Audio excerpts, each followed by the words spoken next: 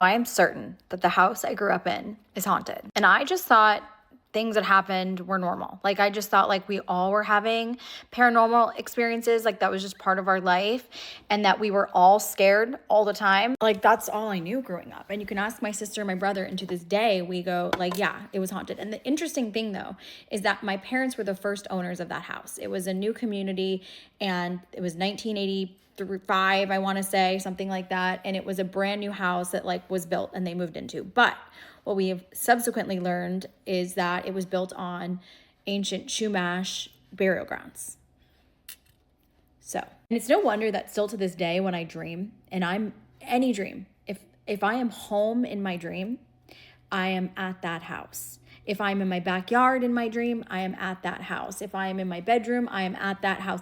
It still, like, why? I have been alive. Like, the last time I lived in that house, I was 20 years old. I am 42 years old now. I have lived out of that house longer than I lived in that house. My daughter has a new friend that she's been hanging out a lot with who lives in the town that I grew up in. Okay, it's about 15 minutes from here. It's not that far. And the other day, like, I've been, taking her to this house and picking her up. And I was like, the other day, I was like, oh, let's drive by the house I grew up in. Like, it's been a while since I've seen it. And obviously she hasn't seen it. And we drove by it, and yeah, shiver down my spine. And I sent a photo to the family group chat, and my brother writes, the first thing he says is that house was haunted. Now, I was 12 years older than my brother. So I was a teenager when he was a toddler, essentially. And so like, we really didn't talk about this stuff until obviously we were much older. I had so many sleep paralysis episodes there. Like, I've not experienced that since. One time I was in the bath, I'll tell you this, I was in the bath and I was probably, I don't know, maybe like 8, 9 years old.